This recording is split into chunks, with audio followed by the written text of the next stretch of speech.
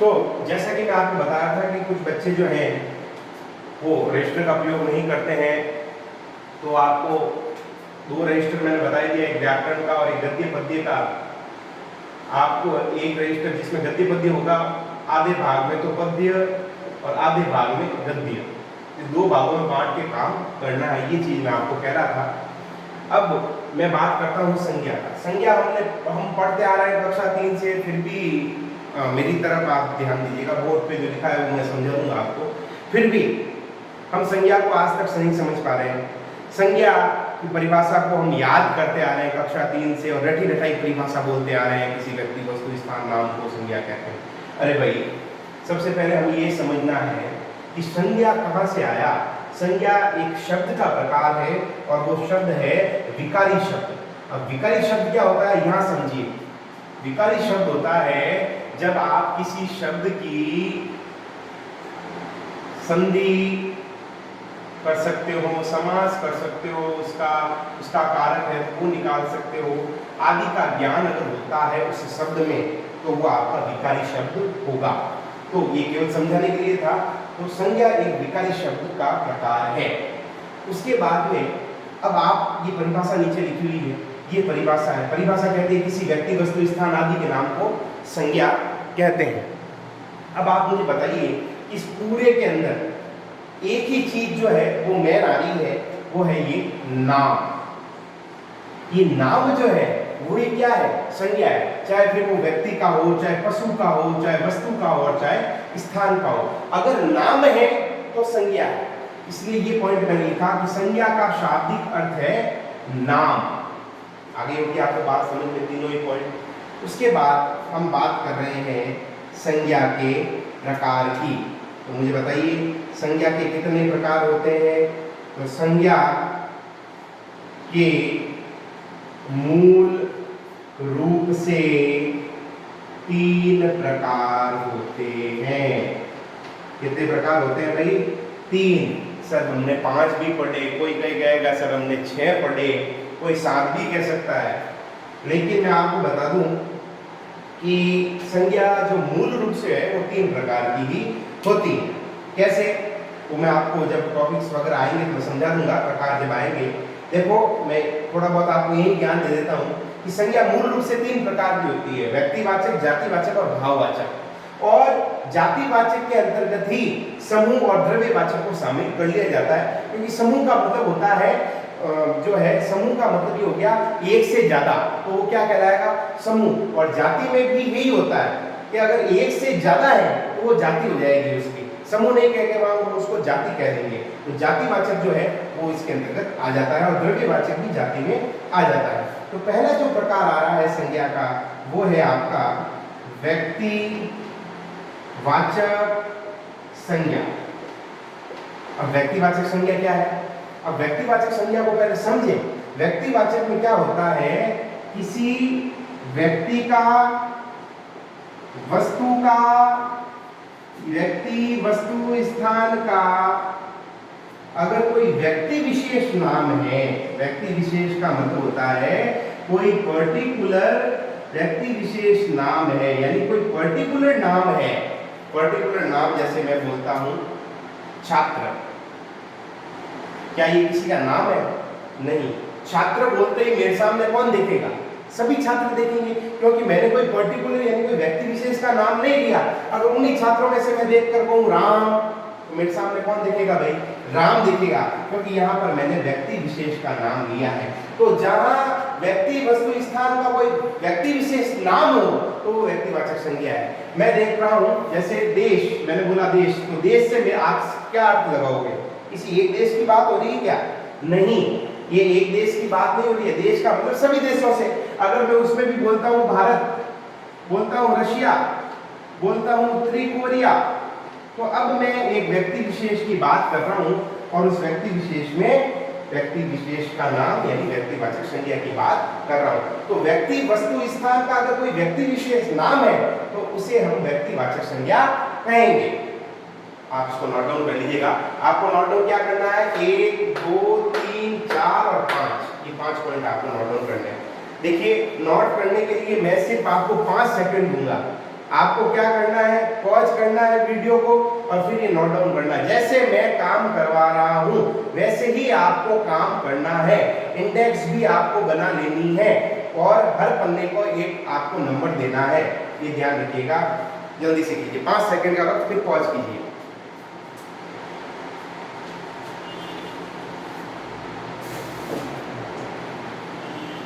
चलिए अब हम इस व्यक्तिवाचक को थोड़ा और समझते हैं। कैसे, अभी मैं आपको बताता हूं। इस व्यक्तिवाचक को हम थोड़ा और समझते हैं। जैसे उदाहरण के तौर से,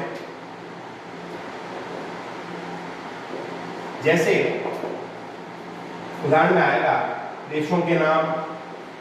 देश क्या है, पर्टिकुलर नाम है देशों के, तो 2-3 देश के नाम आप खुद लिखेंगे। दूसरा नदियों के नाम,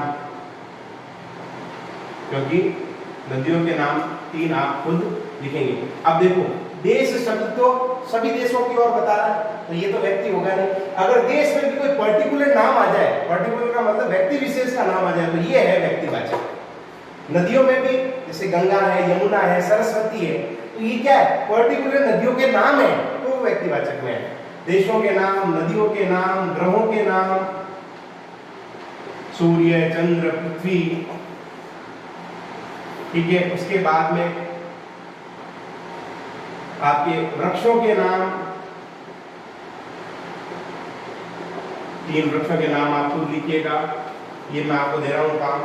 तो इस प्रकार से ये व्यक्तिवाचक संज्ञा होगी। और दूसरी हम बात करते हैं, दूसरा प्रकार वो है आपके जाति वाचक संज्ञा। जातिवाचक संज्ञा, अब हमने व्यक्तिवाचक में इसकी थोड़ी थोड़ी बात कर ली थी, अगर आप थोड़ा दिमाग लगाए तो। वे जाति का मतलब, जाति का इसका सामान्य अर्थ होता है समूह। जाति का सामान्य अर्थ क्या है, समूह। यानी ऐसे शब्द जो किसी व्यक्ति विशेष का अर्थ स्पष्ट न करे या व्यक्ति विशेष को इंगित न करे। यानी परिभाषा, किसी व्यक्ति, स्थान, वस्तु आदि के समूह का ज्ञान करवाता हो, समूह का बोध करवाता हो, समूह का बोध करवाता हो, उसे जातिवाचक संज्ञा कहते हैं। अब किसी व्यक्ति, स्थान, वस्तु आदि के समूह का बोध करवाता हो। अब उदाहरण जैसे मैंने बोला देश, इधर लिखता हूं मैं भारत, तो अब देखो ये स्थान का नाम है, ये भी स्थान का नाम है, लेकिन एक नाम इन दोनों में से ऐसा है जो समूह का बोध करा रहा है। यानी देश से मेरा मतलब किसी एक देश से नहीं है, तो ये तो समूह का बोध करवा रहा है, इसलिए ये तो हो गया जातिवाचक। और ये व्यक्ति विशेष का नाम है देश में भी, तो ये हो गया व्यक्तिवाचक। ये चीज आपको समझ में आई होगी मेरे हिसाब से। जैसे एक उदाहरण फिर लेता हूं मैं नदी, और एक लेता हूं मैं गंगा। तो आप मुझे बताइए कि भाई नदी कैसा शब्द है और गंगा कैसा शब्द है और क्यों है, ये भी आपको ध्यान रखना है पूरे वर्ष हिंदी में। मुझे अगर आप कोई भी प्रश्न का उत्तर देते हैं तो वो क्यों शब्द भी आपके साथ में जुड़ा हुआ होगा कि ऐसा क्यों हुआ, क्योंकि जब तक हमें मूल कारण ही पता नहीं है, तो मैंने कहा था ना कि आपको रटना नहीं है, तो मूल कारण भी हमको पता होना चाहिए कि ऐसा क्यों है।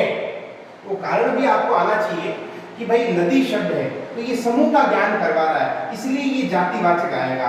और गंगा एक व्यक्ति विशेष का नाम है, इसलिए ये जाएगा व्यक्तिवाचक।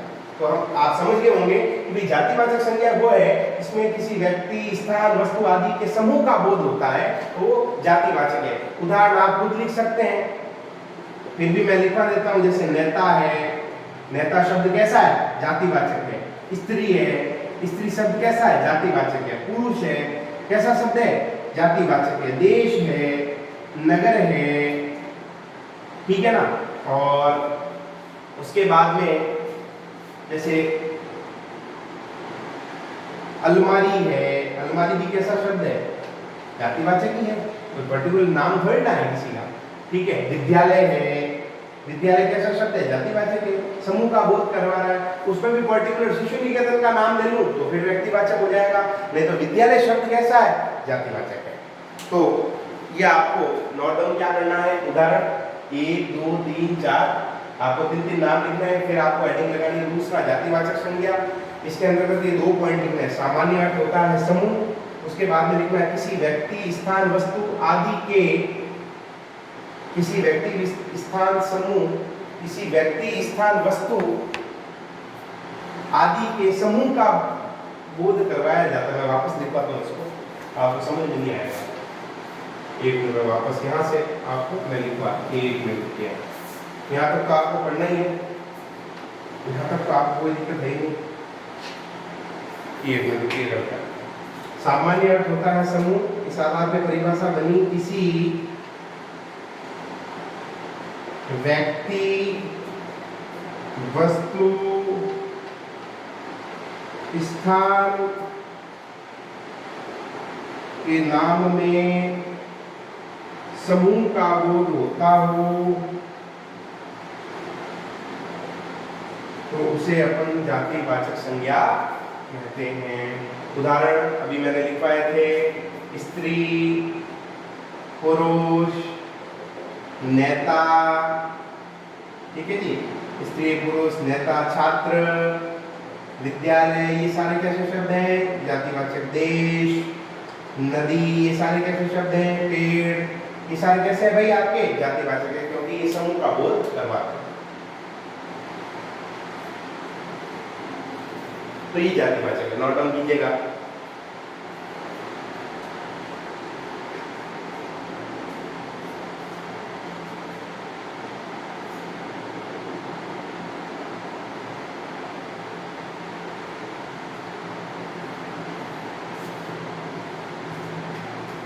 चलिए, उसके बाद में आपका जो अंतिम प्रकार है वो है भाववाचक।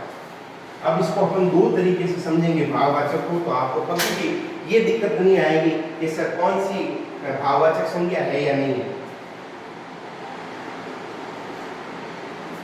तीसरा जो प्रकार है वो है भाववाचक, भाववाचक संज्ञा। अब ध्यान से समझिएगा भाववाचक संज्ञा को, मैं सिर्फ समझाने के उद्देश्य से पहले आपको ये लिखवा रहा हूं।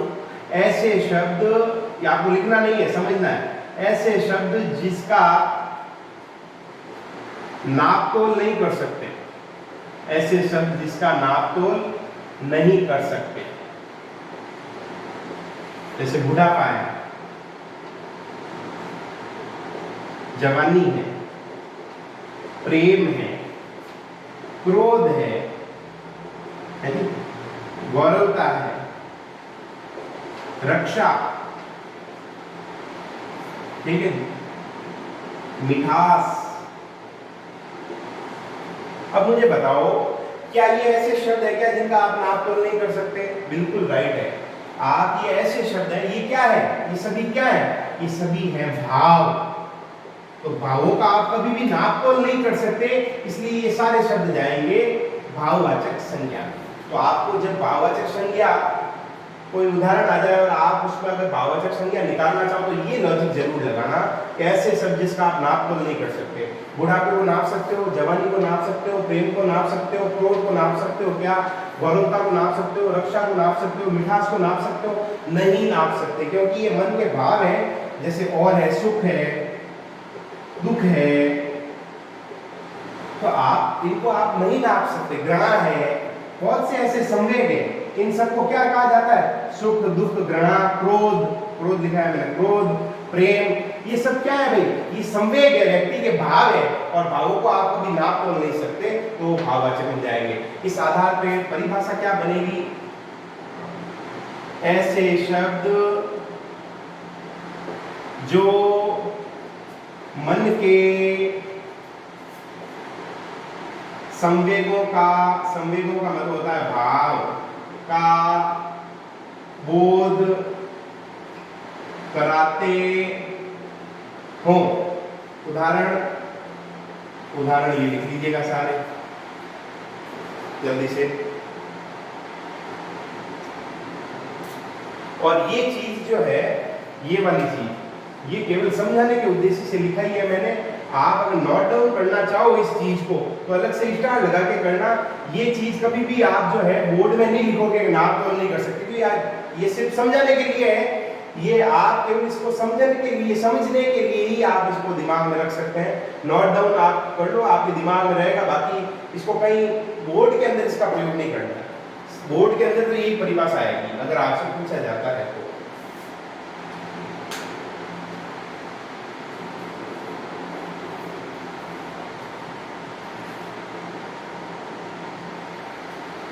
चलिए,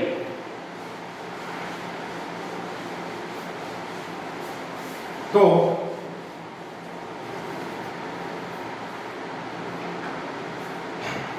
मेरे और से ये संज्ञा का जो प्रकरण है ये पूरा होता है।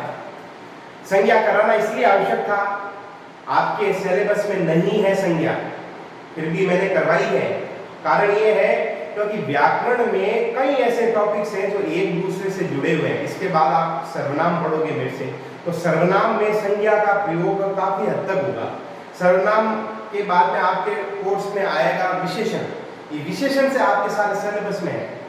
अगर आप मुझे मैसेज करोगे सर एक बार हमें व्याकरण का सिलेबस लिखवा दीजिए, तो वो आप मुझे बता देना, मैं नोट डाउन करवा दूंगा बोर्ड पे सभी को। विशेषण से आपके कोर्स में सब कुछ आ रहा है, सर्वनाम भी आपके कोर्स में नहीं है। करवाने का उद्देश्य ये है कि